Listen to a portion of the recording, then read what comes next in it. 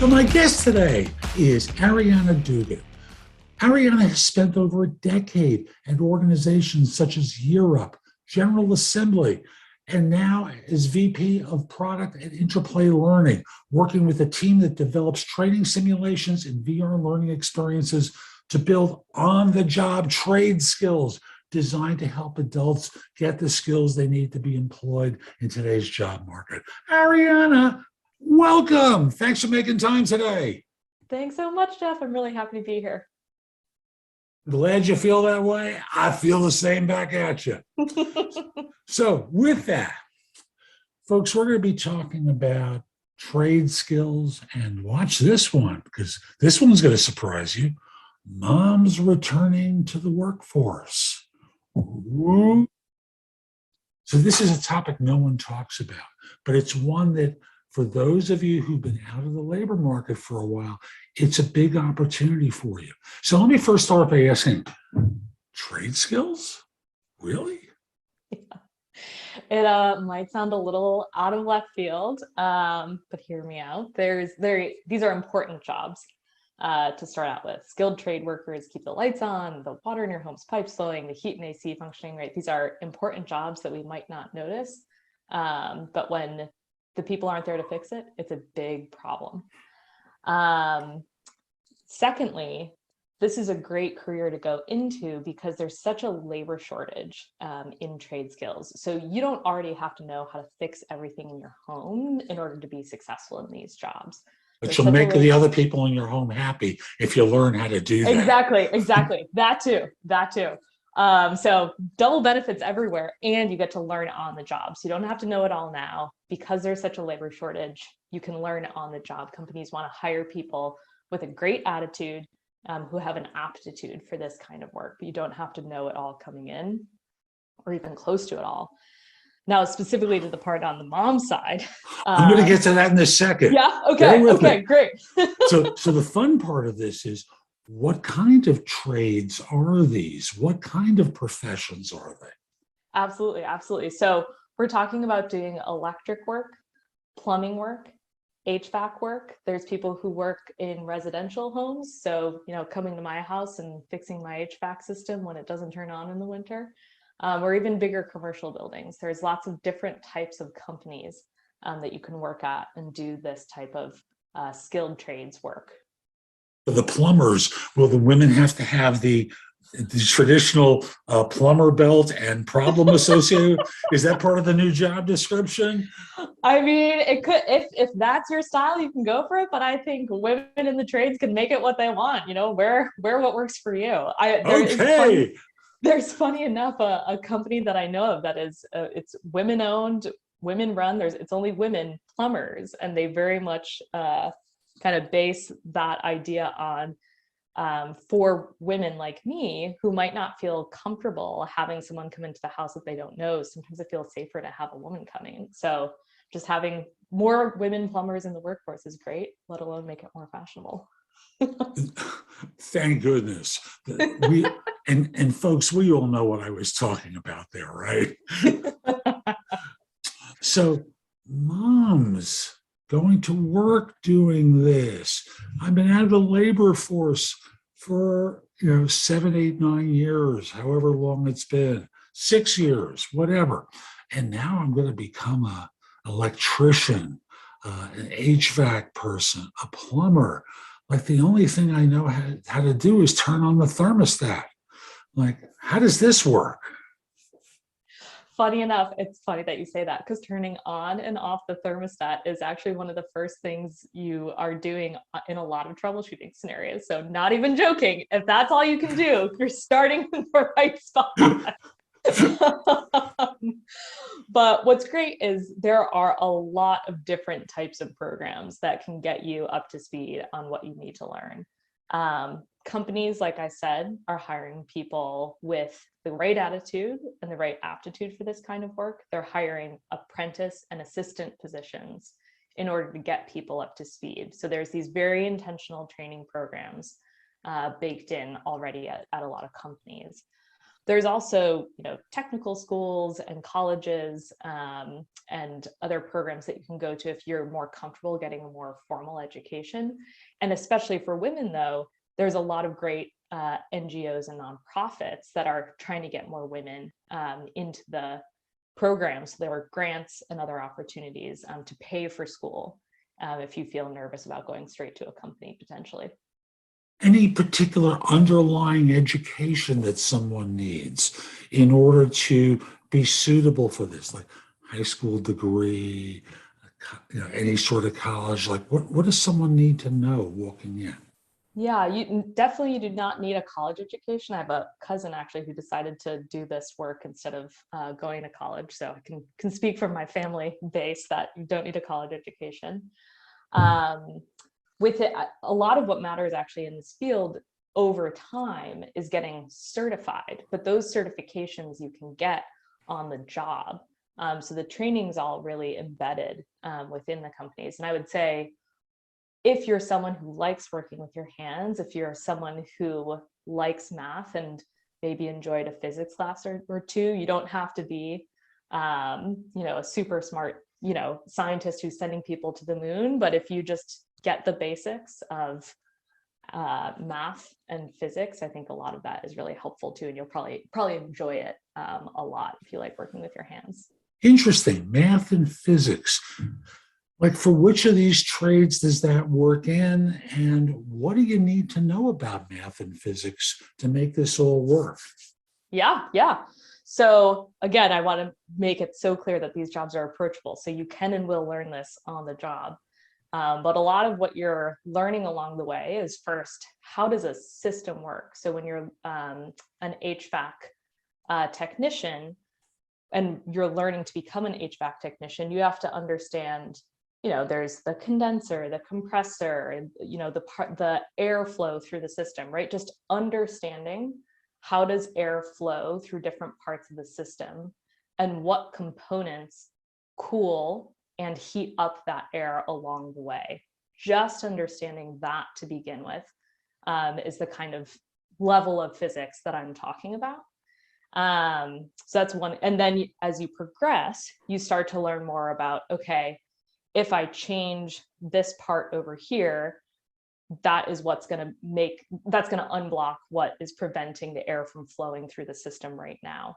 So you start to move from understanding the system to understanding then how you change it to improve the conditions. So that's the physics part. The math part actually comes into play a lot on the electric side. So understanding voltage and how the voltage changes or not, and what's safe and what's not is a big part of it too. So you don't hurt yourself when you're working with electricity.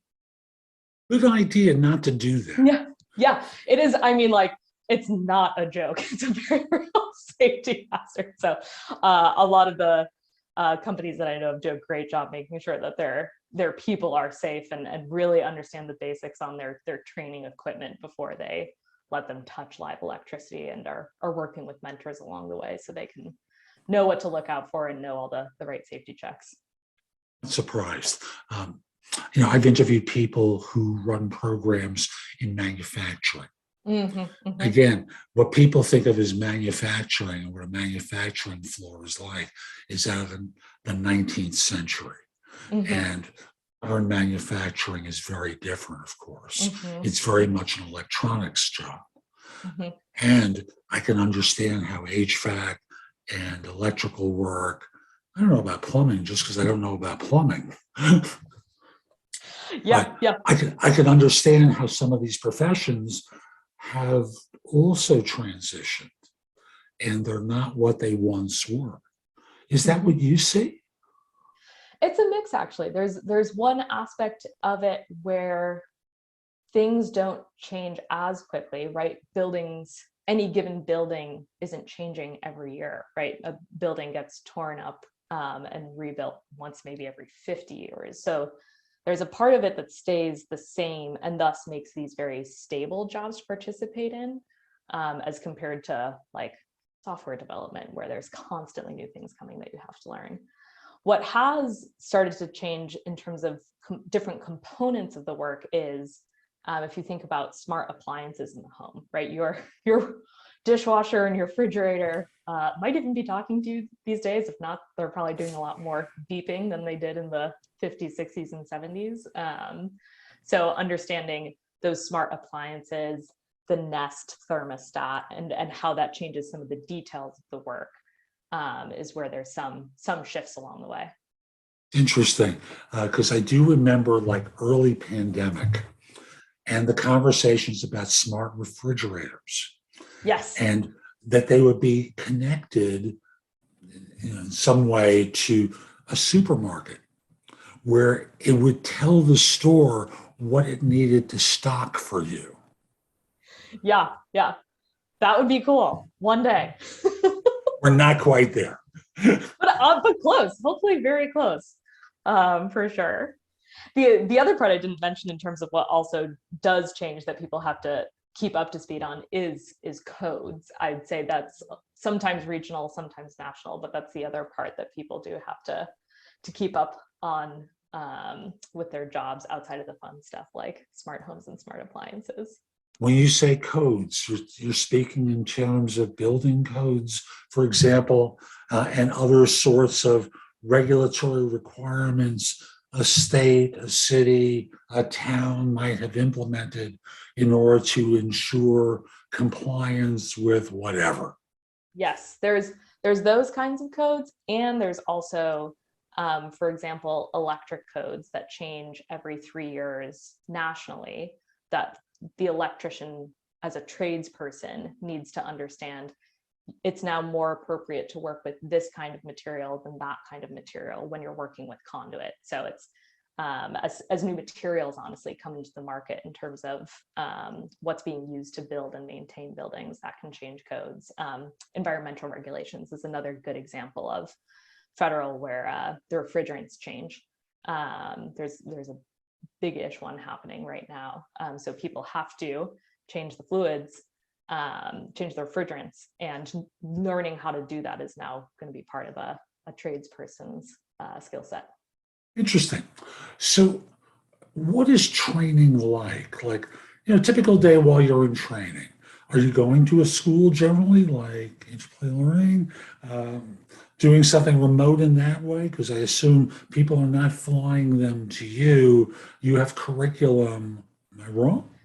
We have curriculum, but we are not a physical school. We are fully online, and we have simulations. So if you were using our training program, you would be employed at a company who has said, I really like training my people hands-on, and I know I need to train them. And I've now got 20 people coming in the door, and I can't have all 20 of them standing around my, master tech. They can't all see what's going on. So I need a more scalable way to do that. So that's a quick explanation of what Interplay Learning is and what we do, but we're certainly not the only experience out there in terms of what training is and looks like. There is that very hands-on part that companies are almost always doing and supplementing our curriculum with. And what that looks like is some companies do have lab environments where there's, fake modeled setups that you're going through to troubleshoot equipment. A lot of what they're teaching you in those training programs is how to problem solve and figure out what's wrong, right? That's often the hardest part and the most time consuming part. So they're giving you reps on troubleshooting, problem solving, understanding what could be wrong to shorten that time. And then also teaching you how to go in and fix it. So that's the core of it. As you can imagine, there's a ton of variability in terms of the types of scenarios that you see and need to learn about. So that's where some of our own online training can help, because you don't have to wait to encounter something in the field. You get to, just pick the simulation out of the platform. And there is also a very real field component of actually going out and doing it. And as I mentioned, there are mentors and more experienced techs that you are working with, shadowing, doing bits and pieces of what they're doing along the way before being asked to totally go out on your own for a job. It's interesting because mentally I've been starting to think about, some of the people who come to my house to do repairs. Yes. I would say most people at our company often talk to the people who come and do repairs at their house and ask if we can take photos of what they're doing, learn more about it. But a lot of times they do, have to go to YouTube or go to an online forum just to get a quick refresh on what they're encountering because of that level of variability, right? Houses have many, many different ages of systems and setups of systems in order to keep them running. So one tech can't know it all. So there's lots of resources and support out there. It's very obvious. Yeah. And for women Mm-hmm. during training, and we have mom with kid at home, Yeah. and she's gone for training. What's a typical day going to look like? On the training side, so if you're training at a company, it is a little bit more of a formal schedule, especially if that company is bringing a few new folks in at the same time. But as you progress past, it's usually about a 90-day onboarding and formal training process for new folks that are coming in. After that, you start to go out in the field a little bit more. So I can't say I know for sure whether you can bring your kid to work with you for that onboarding. What probably would be cool, probably would help their future education and job prospects. But I can say that as you start to be more advanced and know more skills for yourself and get sent out onto jobs, that's when your schedule, you can start to be a little bit more flexible. Location is also flexible, not because the work is remote, but this work is needed all over the place. So if you wanted to move somewhere closer to family for childcare as well, that's far more feasible in this job maybe than others that are very location based.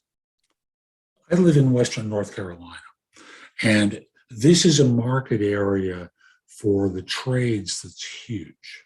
Yeah, we have, a lot of retirees, and none of them know how to do anything. They'd rather just write a check.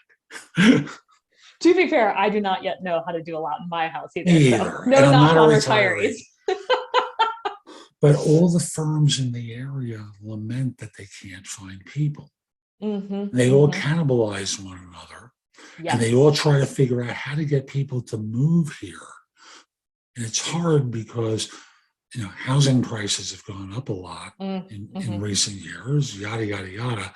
And thus the dilemma is, where do we find people that we're even going to train, let alone, like, we'd love to get some experienced folks, but we've kind of gone through the cycle of everyone in the area. So, like, what do we do? So obviously there's a future in this. And I'm curious what kind of hourly rates or salaries people earn. And I understand that there are geographic differences. Like if you're working in New York on a large construction project, building a high-rise building, that's one thing, versus you're going to people's apartments is another. Or you're in my area, which is a lower cost area than New York or Chicago or Miami. So any sort of a sense of what someone earns doing this? Yes. So the national average, which I'm glad you brought up all those examples, because this average is an average of that high variability. National average starts at $16 an hour for this job, but that's like when you're just starting out at that very apprentice level. You can progress rapidly after that, up 25, 30 beyond dollars an hour. As you continue to add skills, certification, joining a union can sometimes influence how much you make. So lots of growth potential, both in terms of pay and career development, which is some of those companies that you were talking about having the problem of cannibalizing employees across different companies. The ones that can focus more and more on internal career development and making it clear what that path is, hopefully I have a little bit better retention. And then that's also great for the people who are there to know exactly how much can I make and what do I need to learn in order to make more.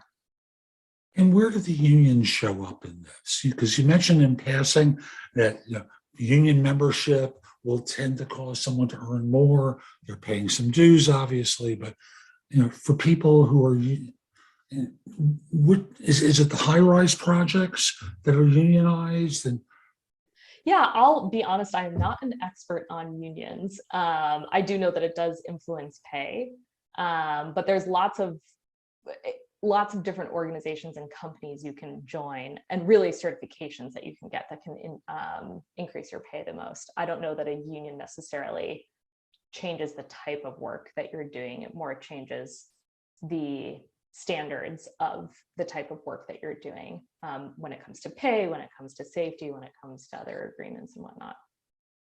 We don't know when you're going to be watching this. 2 years from now, if we were, if I asked a follow up about the certifications someone should get, 2 years from now, they could be very different. So I'm not going to ask that follow up question. Just start, if you decide to explore this, find out from people you talk to who are in the fields what certifications are valued then, so that we're not suggesting you get a certification in something that's from the antiquities, that's obsolete, isn't going to benefit you, because by that time there are now 2 million people certified in that particular function or training or what have you. What I will say with fair confidence is that in 2024, OSHA will probably still be a thing. So being OSHA certified is always a good thing. And there's a couple EPA certification for environmental protection that a lot of folks. So some of those federal ones are pretty constant over time, or national ones. Though I agree, both based on location and time, however far we are into the future. What you have to add on to that changes. Yeah, so catch that one. The federal certs will probably stay in place. They may be upgraded in some way. And what I also heard was environmental certifications. Did I catch that correctly? Yes, yes. Right. Just making sure. Don't want to send people down the wrong path, because you're going to be a polite guest. You probably won't correct me. I'm trying, to be a less polite guest. Maybe that'll be my goal for the rest of the episode. Be less polite. we just care about the audience getting what they need and entertaining them along the way.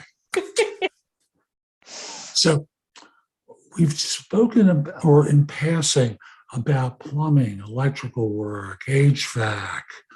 What other sorts of trades are there that people could look into? Yeah, there's certainly on the automotive side, doing automotive repair. There's more new construction. A lot of what I was talking about with HVAC, electrical, plumbing, sometimes can be more focused on fixing, but there's a whole nother like building and installing side of things that's relevant as well. So lots of variety, honestly, and it just depends on the size of the organization and how many techs they have. That changes what a person might encounter. I think we've all seen that cars have changed a lot. Mm-hmm. And that there are now technology hubs, as well as things with motors and wheels and fenders and things like that.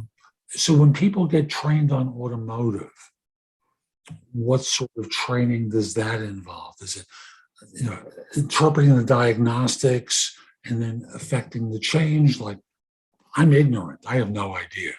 You know what, Jeff? I'm also ignorant. That's actually an area that we haven't focused on yet. So I would be totally making it up. And for the sake of the audience and not giving them false information, I won't go down that path.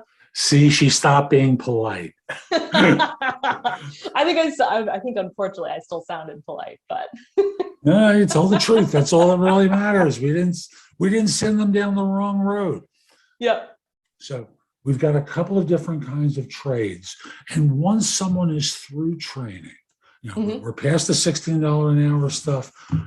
Let's say they're an HVAC person. What's a typical day like? Like, let me back up, since we're talking about returning moms. Mm-hmm. How strong do you have to be for some of these professions? That's a really good question. I'm sure if you were in construction, that would be a very different level of strength, right? The minimum requirement of being able to lift at least 50 pounds, I'm sure, would be in there.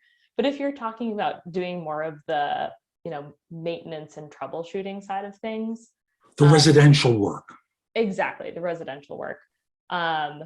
there would be times where you would need someone to help if you were to install a whole new boiler system, because that thing is big and heavy. But on a day-to-day, like I said, a lot of what you're doing is problem solving, turning things on and off, measuring, the voltage of a particular part of the system. So you aren't doing a ton of lifting necessarily.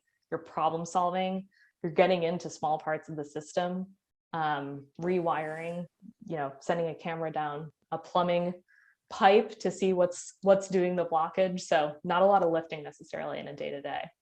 With job descriptions I've seen for IT positions, it's pretty common for the last line to be must be able to lift 50 pounds. So I was curious if there was something comparable.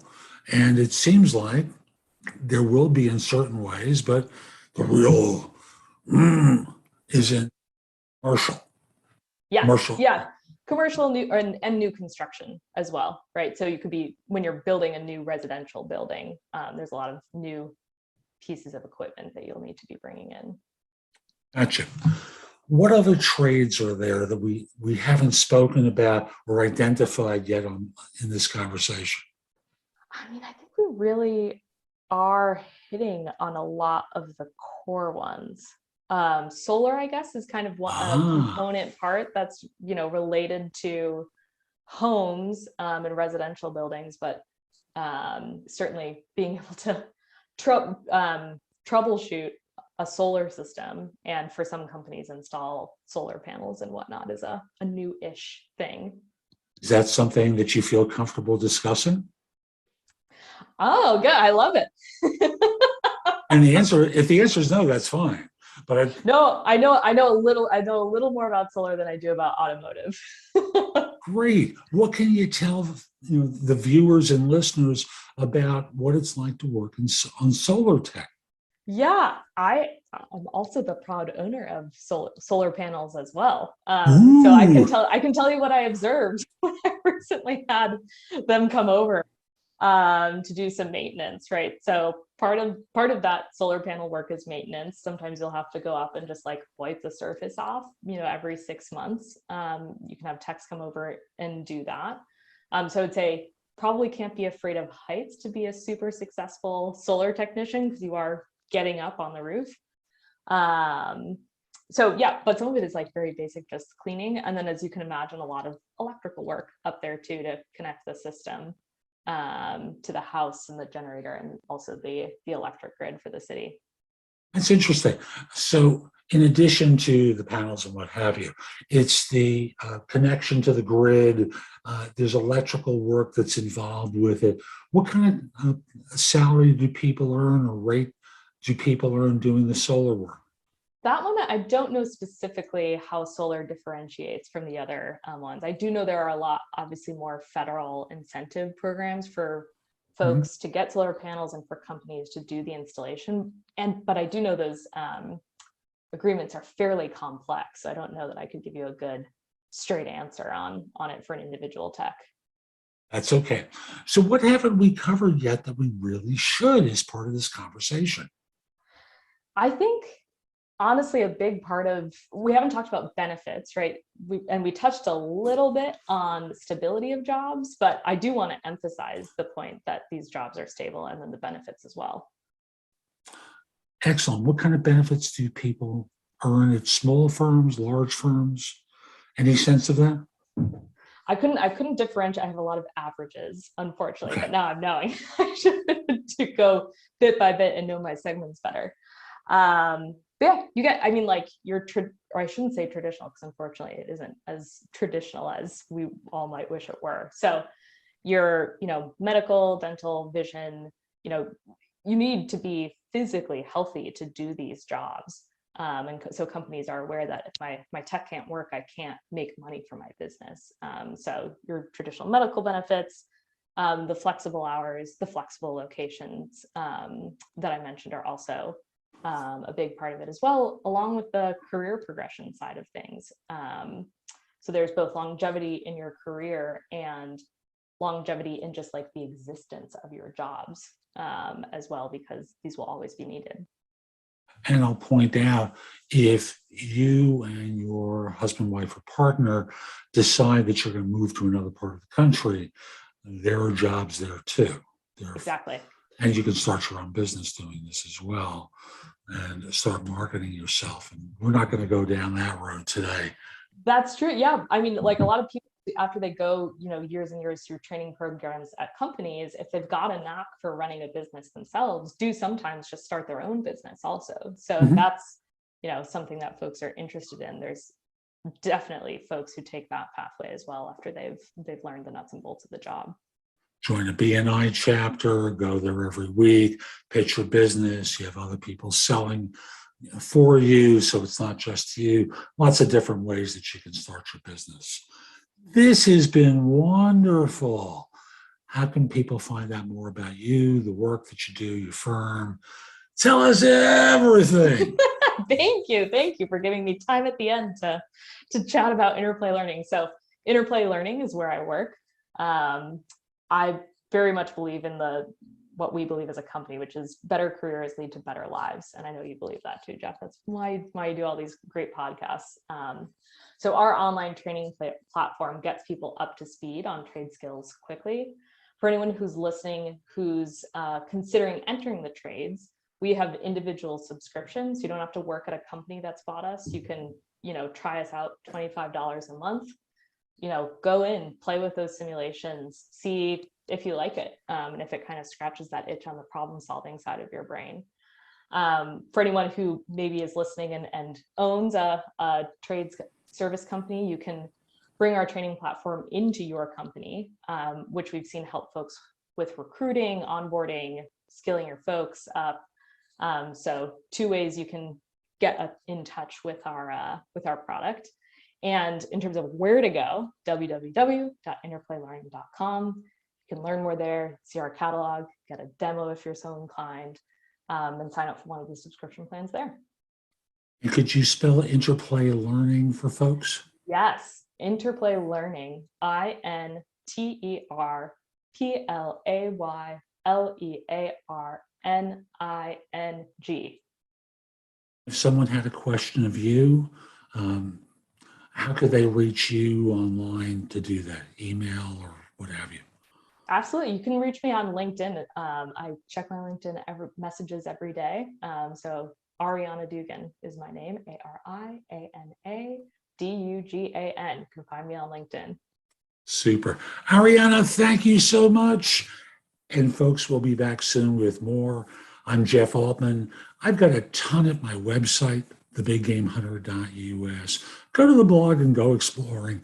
You can find out a lot about job search, hiring better, management leadership, and dealing with workplace issues. Also want to mention, while you're at the site, you can schedule time for a free introductory call, schedule time for coaching, find out about my books and guides, and take some of my courses. There's just a lot there to help you. I'll also mention, connect with me on LinkedIn at linkedin.com/IN/the-big-game-hunter. I hope you have a terrific day, and most importantly, be great.